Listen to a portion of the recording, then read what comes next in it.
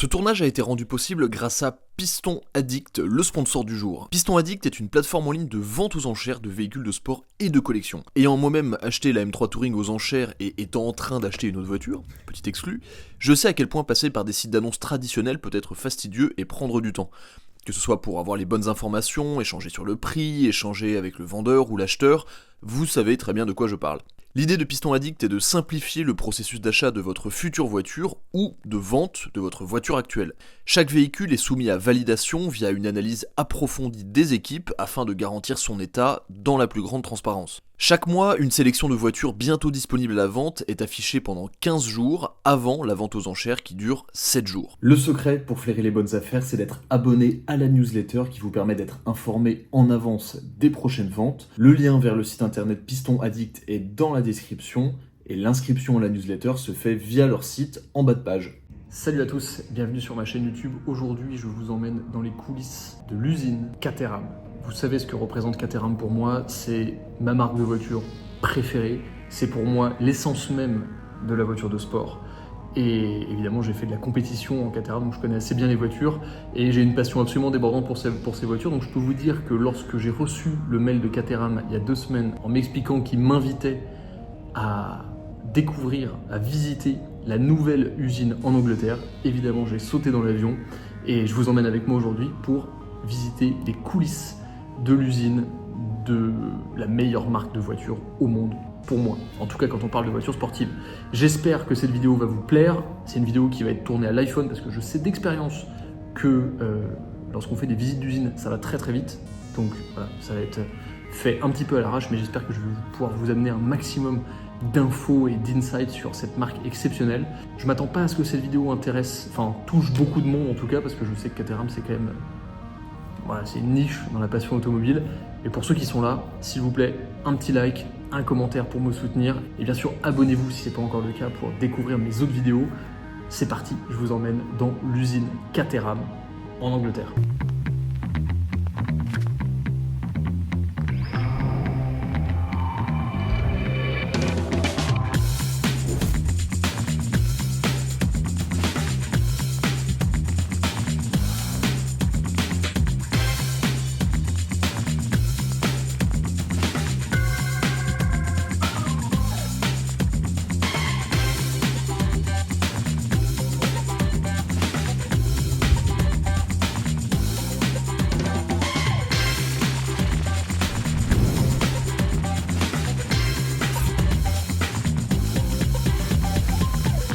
L'origine de la Caterham remonte aux années 57-58 avec la Lotus 7 que vous connaissez bien, et c'est quelques années plus tard, dans les années 71-72, qu'une concession basée dans la ville de Caterham a racheté à Colin Chapman la licence pour produire ces voitures.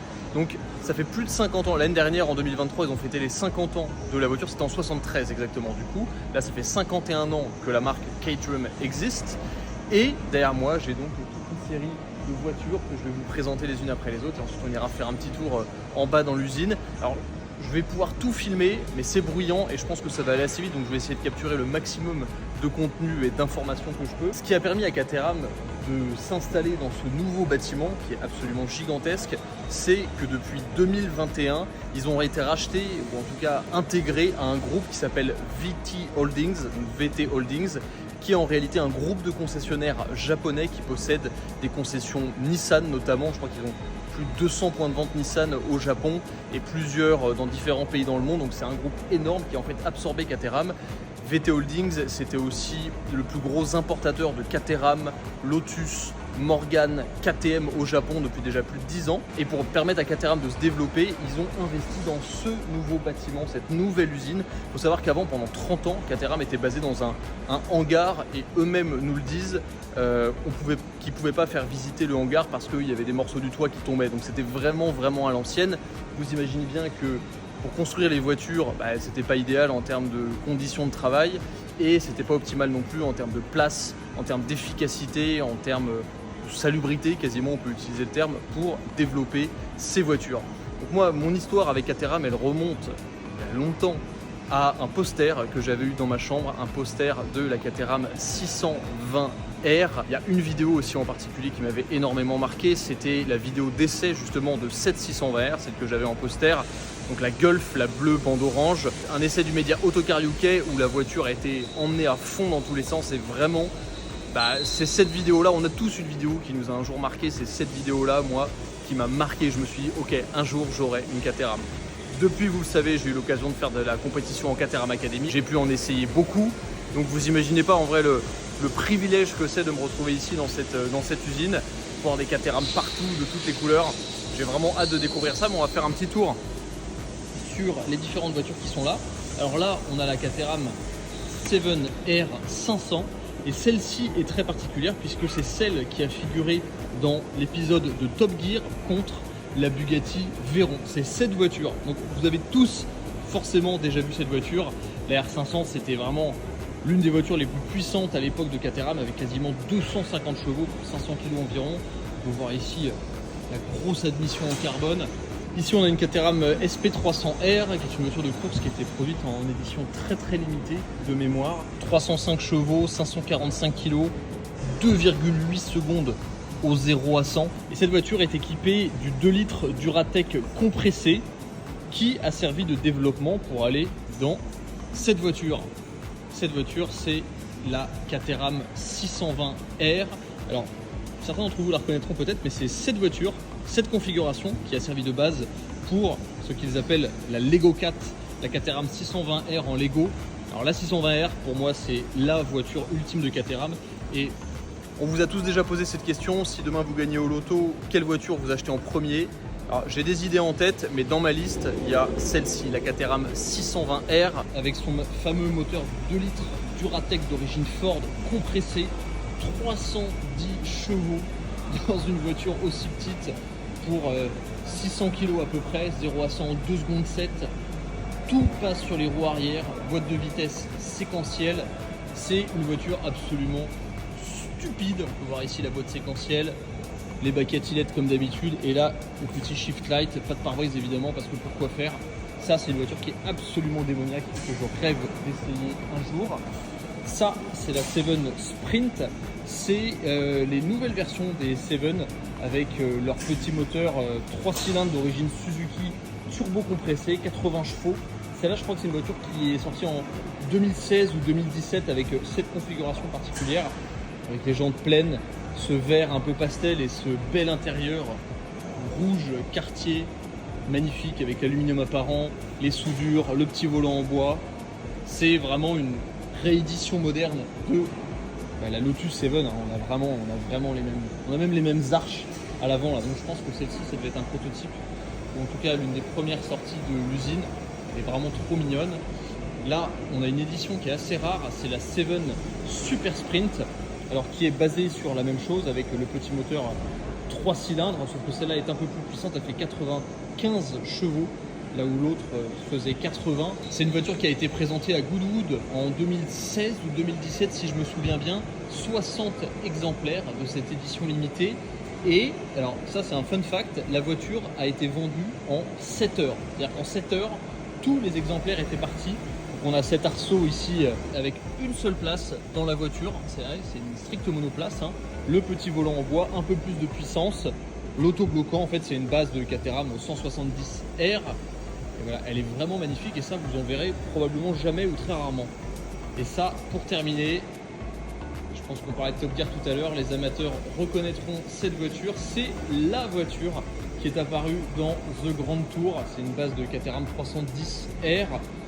Je crois, alors je sais plus par qui a été conduite, James May je crois, avec les énormes roues, Là, il y a tout dedans, hein. Il y a tout, ouais, c'est marqué, Grande Tour ici, les longues portées, les roues énormes, ouais, c'est absolument génial.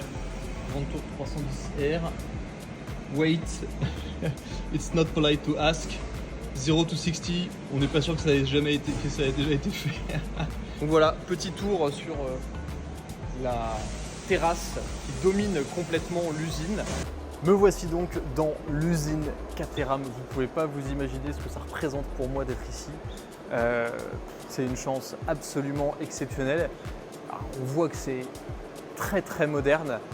C'est relativement silencieux pour une usine, c'est assez étonnant.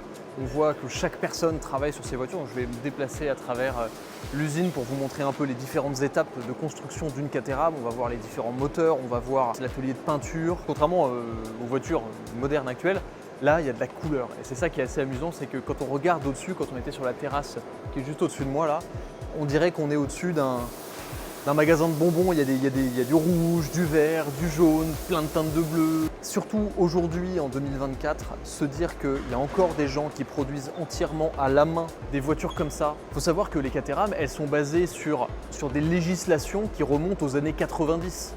C'est-à-dire qu'il n'y a toujours pas d'ABS sur les voitures, il n'y a pas d'airbag, il manque 95% des régulations de sécurité qu'il pourrait y avoir sur une voiture moderne aujourd'hui. Donc c'est pour ça que les Caterham, depuis plus de 30 ans, en fait, n'ont pas changé de look. Pour moi, la Caterham, c'est ce qui représente plus cet esprit de conduite pur et dur, c'est l'homme et la machine. Et là, voir qu'il y a, voilà, dans un endroit aussi moderne, encore des voitures qui sont construites comme ça et envoyées dans le monde entier, bah, si la passion est morte, je ne sais pas où on est, quoi. Au paradis peut-être. Ce que vous voyez là-bas, après les cabines de peinture, c'est vraiment là que commence la vie d'une Caterham. Les châssis sont livrés à l'extérieur, de l'autre côté, et les voitures sont amenées ici pour la première préparation en termes de peinture. Donc ils vont préparer la voiture, ils vont faire le masquage à la main là-bas, et ensuite les voitures vont aller dans l'usine, enfin dans la cabine pardon, de peinture afin d'être peintes une fois, deux fois, trois fois, soit les châssis complets, soit comme on peut le voir un petit peu à travers, là il y a des pièces, là il y a un nez, il y a des ailes, on voit quelques parties, et derrière les voitures sortent ici de la peinture. On peut voir là, vous voyez, ici il y a des parties de capot, et là le châssis qui est peint, encore masqué, avec derrière les personnes qui vont justement l'illustrer pour avoir un rendu de peinture parfait. Une fois que les parties principales ont été préparées et peintes, elles vont arriver dans l'usine où elles vont être affectées à une personne et à une aire de construction, sachant qu'il y en a 33 dans cette usine, afin d'être construites entièrement par une seule personne. Le rythme attendu par Caterham est de 2 voitures construites par employé par mois, donc ça fait à peu près 15 jours pour la construction d'une voiture. L'ancienne usine de production avait la possibilité d'assumer 500 voitures par an, mais ils avaient une demande client au niveau mondial qui était plutôt à 600 voitures, donc ils avaient du mal à assumer en fait le nombre de commandes des différentes voitures, et c'est pour ça que parfois quand vous commandiez une voiture neuve, il pouvait y avoir 1 an, voire 1 an et demi d'attente, le temps que la voiture soit construite. Dans cette nouvelle usine, la capacité de production maximale est estimée à 800 voitures par an. C'est une grosse augmentation, et le business plan des prochaines années se base sur une production de 750 voitures par an. Et le mois dernier, dans cette usine, ils ont établi un record de 57 voitures construites en un mois, sachant que c'était déjà le record de l'ancienne usine. Mais pour faire ce record dans l'ancienne usine, ils ont bossé comme des malades en terminant à 8 h le soir, en bossant le samedi. Là, c'était 57 voitures produites avec des horaires tout à fait normaux. Donc on voit déjà l'augmentation de capacité de production qui se manifeste réellement grâce à cette nouvelle usine. La seule chose qui n'est pas produite ici dans cette usine, ce sont les châssis. C'est une autre usine qui appartient à Caterham, ce sont des employés de Caterham qui les construisent, qui en fait les assemblent et ensuite les déposent ici. J'en ai un juste ici devant moi, et ce qui est amusant, c'est qu'on peut immédiatement savoir quelle voiture c'est. Par exemple là, vu qu'à l'endroit de la colonne de direction, on sait que ça va être une voiture avec conduite à gauche. Alors on voit qu'il y a ici l'emplacement, mais il n'y a pas les trous, donc ça sera une conduite à gauche. Et on peut aussi savoir quel moteur sera mis dans cette voiture en regardant ici, puisque si c'est un moteur Duratec, les sorties d'échappement sont toujours vers la droite, et si c'est un moteur Suzuki, les échappements sortiraient de la gauche. Donc là, ça va être une voiture conduite à gauche avec un moteur Duratec. On peut voir d'ailleurs l'intégralité du châssis tubulaire.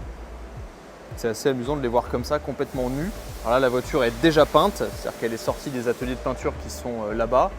Et j'imagine qu'ici, il va y avoir toutes les instructions pour les prochaines étapes à faire. On voit ici le capot de la voiture et là, toutes les pièces qui vont être montées sur cette voiture en particulier. Ici, on peut voir un endroit de stockage avec tous les capots, les nez, les ailes, toutes les couleurs différentes. C'est génial, c'est vrai que ça fait partie des spécificités de Caterham de proposer des palettes de couleurs aussi larges. Et là, quand on regarde toutes les voitures qui sont en train d'être construites, il y a peu de voitures qui ont la même configuration. Là devant moi, par exemple, j'en ai une qui est jaune fluo, une autre plutôt vert anglais.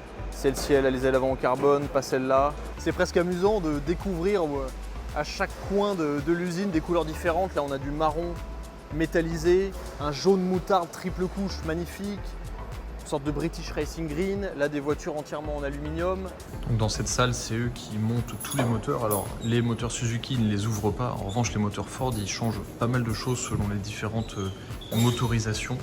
Et par exemple le bas du moteur ici peut être changé selon les voitures, vu que la base que Ford propose en fait ne rentre pas dans les Caterham, donc ils ont quand même à ouvrir le moteur, à changer des choses évidemment selon les différents moteurs, que ce soit les moteurs Atmo ou même les moteurs compressés pour la 620R.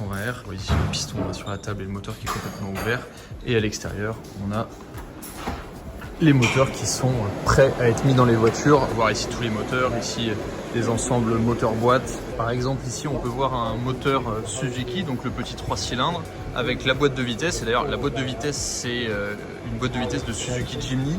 Et comme je vous le disais juste avant, ces moteurs-là ils ne sont pas ouverts par Caterham, il n'y a que certaines modifications qui sont faites. Et un bon exemple, c'est par exemple ces pièces ici, qui sont faites pour rallonger en fait l'endroit où va se placer la boîte de vitesse. Sur un Jimny, la boîte de vitesse elle va être par ici.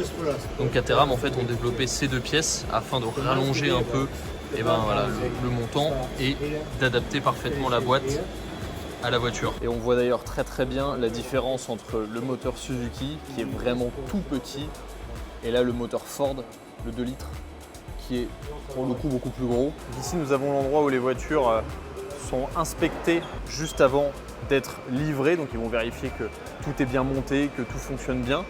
Et ensuite on va arriver voilà, dans cet endroit où on a les voitures terminées, parce qu'il y a encore probablement, il y a encore des plastiques à l'intérieur, mais c'est vrai que là qu'elles sont absolument neuves. C'est un peu triste une Caterham tout en noir quand même. 340S celle-ci, donc avec le nouveau moteur Duratec 2 litres 170 chevaux, S en châssis large. 340 d'ailleurs, je vous rappelle toujours que c'est le rapport poids-puissance, donc vous divisez toujours le nombre que vous voyez ici par 2 environ pour connaître la puissance.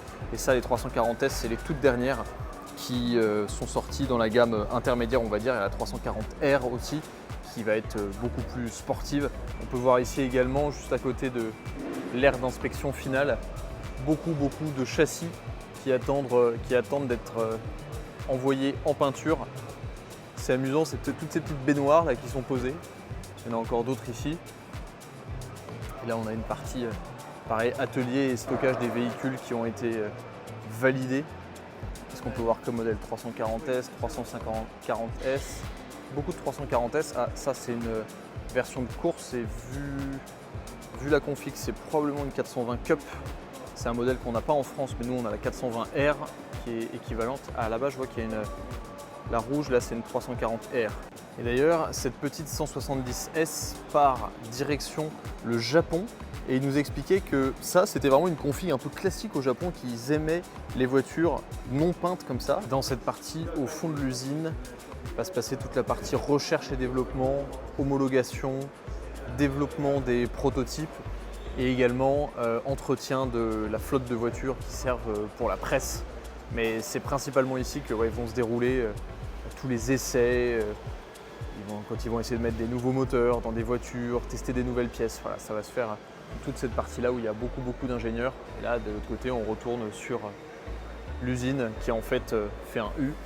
Et là au-dessus, on a pas mal de voitures qui sont terminées.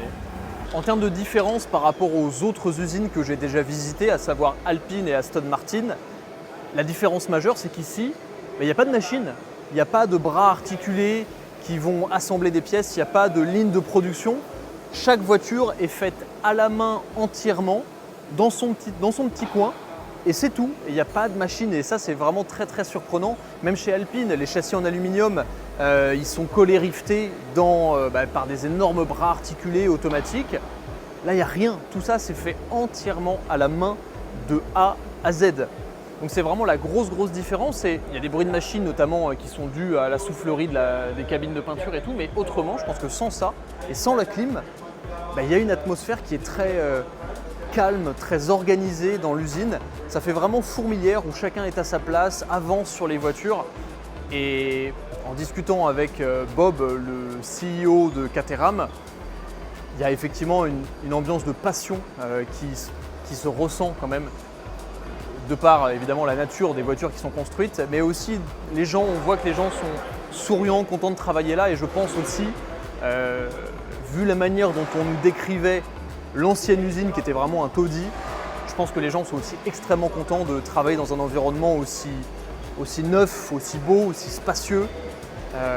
Mais ça se ressent et c'est une atmosphère très palpable, c'est assez amusant. J'adore la couleur un peu mint green de cette petite 170 S ou R. Derrière moi, dans un coin de l'usine, je suis tombé sur une voiture assez spéciale. C'est la Caterham 485 CSR Final Edition. Final Edition en anglais. C'est la dernière itération de la Caterham 485 qui en Europe, donc hors UK, était la version la plus haute qu'on pouvait acheter, vu que la 620 S et R n'étaient pas légales en France, c'est pour ça qu'il n'y en a pas. C'est une voiture qui est limitée à 25 exemplaires, qui est proposée dans 5 peintures différentes. Comment est-ce qu'on reconnaît une CSR Final Edition? On a les bandes ici en noir mat, on a une sellerie spécifique à l'intérieur avec l'intérieur noir Alcantara, les surpiqûres. Il y a marqué Final Edition ici sur le frein à main. Une petite plaque ici, Caterham 485 CSR Final Edition. Alors celle-là, si vous voyez, c'est la numéro 0 parce que c'est cette voiture qui a servi en fait de développement. On peut voir aussi marqué Final Edition sur les sièges. On retrouve les bandes noires à l'arrière, le badge Caterham écrit en noir. Alors malheureusement pour des raisons... Bonjour, la voiture a bien été polie. Pour des raisons d'homologation, les dernières Caterham ont l'échappement qui sort à l'arrière parce que sur le côté, c'est plus homologué. Et la CSR, pour ceux qui ne connaissent pas, c'est une édition assez spéciale en fait. C'est basé sur le châssis large de la Caterham 485, donc la 485S. Sauf que celle-ci en fait est caractérisée par les grandes jantes 15 pouces qui d'ailleurs dans ce design sont spécifiques à la Final Edition. Et surtout, elle a des suspensions différentes. Donc là où normalement en fait sur une Caterham vous avez une suspension là et en fait une barre à l'arrière qui lie les deux roues un peu à l'ancienne. Là vous avez des suspensions qui sont indépendantes avec, je ne sais même plus comment on dit en français, mais double wishbone suspension, enfin voilà, une suspension à double triangulation à l'arrière, enfin en soi comme n'importe quelle voiture normale, mais c'est spécifique à la CSR. Et surtout, regardez bien la différence. Là sur la CSR, vous ne voyez pas les suspensions. Alors que là, par exemple, je vais prendre une 360 normale dans une couleur assez extra. Les suspensions, elles sont là. En fait, dans la CSR, vous avez des suspensions réglables qui sont... Alors, je ne sais pas si on va les voir à l'intérieur, là. Si on les voit là, elles sont dessous, là. En fait, vous avez des suspensions qui sont croisées, comme ça, ce qui permet un maintien encore plus optimal. En fait, c'est un peu la version la plus optimisée. Et dans cette version Final Edition, on a donc 25 CSR, et 65 S et R, sachant que je le rappelle, la R c'est la version la plus sportive, la S c'est la version avec le châssis large, un peu plus adapté pour la route, et la CSR c'est justement ce kit suspension spécifique. Et là d'ailleurs cette 340R, alors juste là il y a un truc que j'ai pas le droit de vous montrer, c'est dommage, mais on peut regarder la couleur évolutive de cette 360R qui est assez extra. Là maintenant je me trouve dans la petite R, on va dire avec le merchandising, les t-shirts et tout. Et ce qui est bien c'est que juste ici j'ai la vue ici sur le deck sur lequel on était tout à l'heure avec les voitures un peu iconiques. Ici quelques voitures terminées et dans le fond là-bas toutes les lignes de production. Donc ça va être très bien, il y a des futurs propriétaires qui vont pouvoir configurer leur voiture ici. Moi je note un truc qui me plaît énormément, il y a évidemment la Lego 620R qui est basée sur la voiture que je vous ai montrée au début à l'extérieur. Alors petite anecdote, la voiture, ce partenariat avec Lego a tellement bien fonctionné qu'ils ont gagné plus d'argent en vendant les Lego qu'en vendant les vrais Caterham 620R. Donc voilà, c'est quand même assez amusant. Mais d'ailleurs, elles sont assez difficiles à trouver, ces voitures. Les petites Caterham 620R jaunes, là, avec la bande noire, elles sont très dures à trouver.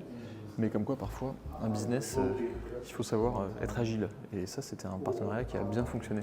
Si visiter la nouvelle usine Caterham est déjà, pour moi, une chance extraordinaire, la cerise sur le gâteau, c'est que la visite nous a été faite par Bob Leichley, qui est le CEO de Caterham depuis quelques années. Il a bossé de très nombreuses années chez Nissan, c'est à la base un ingénieur, il était notamment en charge de tout le programme Nissan GTR, Nissan Z avec les 370 et les 400Z.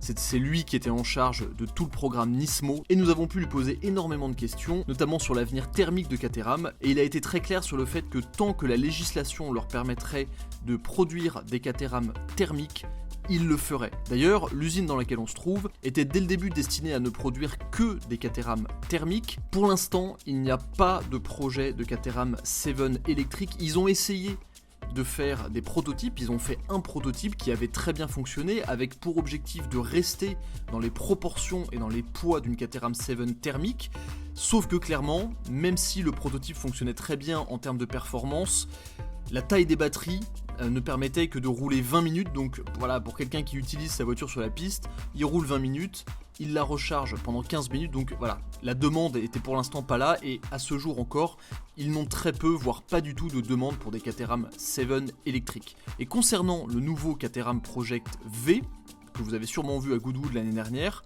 le projet est pour l'instant toujours en développement. Ils sont en train de chercher des partenaires auprès de constructeurs notamment pour les aider à produire cette voiture, mais c'est pas avant plusieurs années. Pour l'instant, ils sont vraiment concentrés sur la production des voitures Caterham thermiques. Et une autre anecdote que Bob Lashley a partagée avec nous, il faut savoir que Ford a arrêté de produire les moteurs 2 litres Duratec qui sont dans les 340R, 485R et 620R.